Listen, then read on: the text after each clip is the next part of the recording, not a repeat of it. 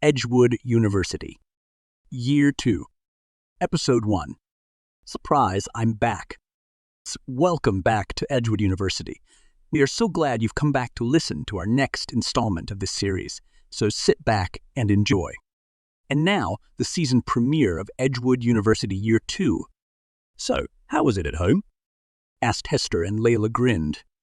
It was great. We broke the news to my parents, and it took them a couple of days, but they finally started to understand, she said, and he nodded. Tyler blew a breath and adjusted in the seat.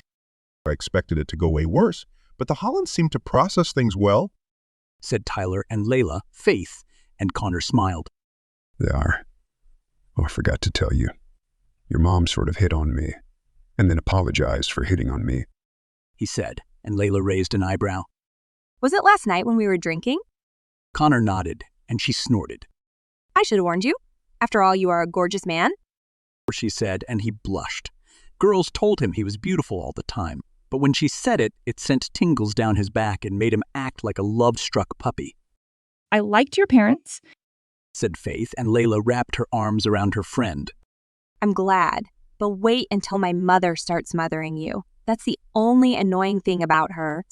She snickered, and Faith sighed, resting her head against Layla.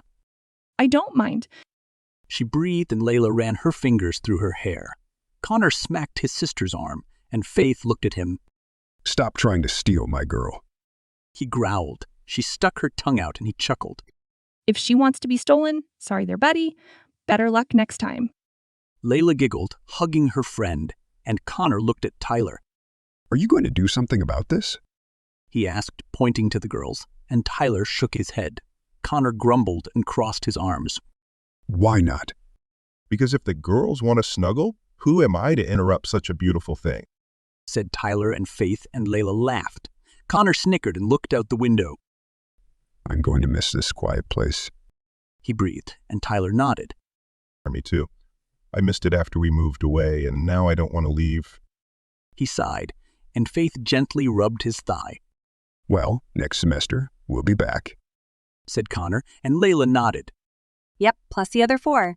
So, Hester, next break, I think you're going to need something a little bigger, said Layla, and the man looked at her in the mirror.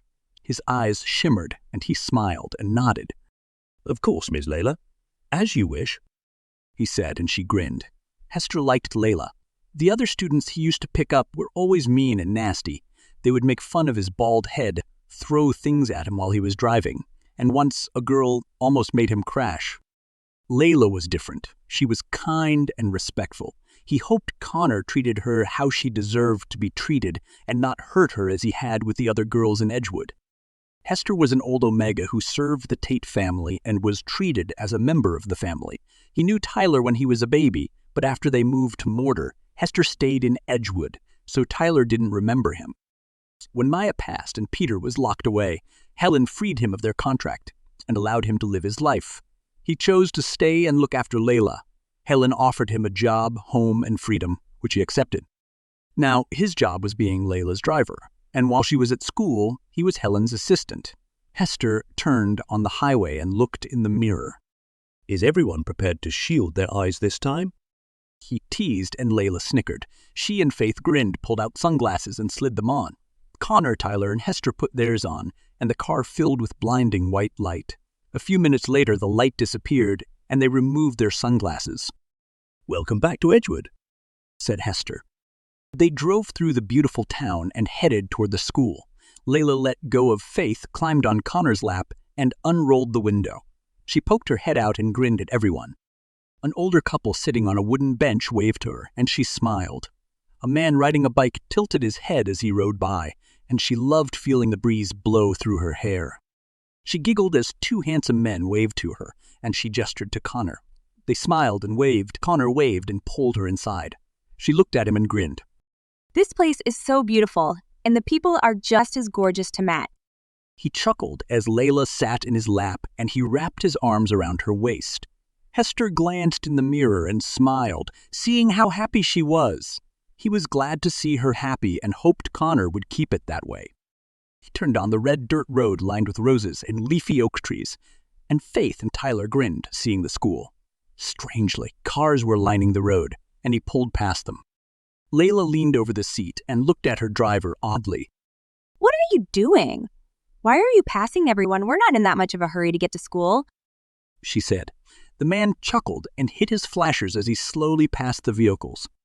Those, my dear, are first years. The headmistress has a different way of doing things than the Tates, he explained. Oh. Plus, you and your pretty boyfriend back there are the Alpha Sparks. You're kind of like royalty around here, especially after what you did for the school last year. You are the talk of the town, he added, and Layla snorted. Tyler and Faith laughed, and Connor snickered. You can't be serious. Layla giggled, and Hester gave her a thoughtful look. I am. Faith looked at her brother and smirked. Well, don't let it go to your head, Connor. We were exiled to the cottage, remember? Said Faith, and her brother shook his head. Actually, I think I'm going to like it better in the cottage. I don't have to share a room, he said, and Faith looked at Layla.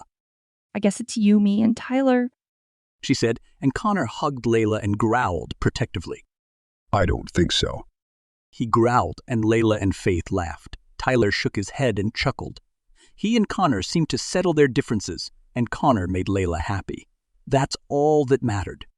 Faith gave her brother a thoughtful look and made a goofy face. Well, you did say you didn't want to share a room. Layla looked at Connor, nodded, and he smiled shyly. She ran her fingers through his hair, and he grinned. Hester pulled up and parked. Well, front door service is instructed, he teased, and Layla made a face.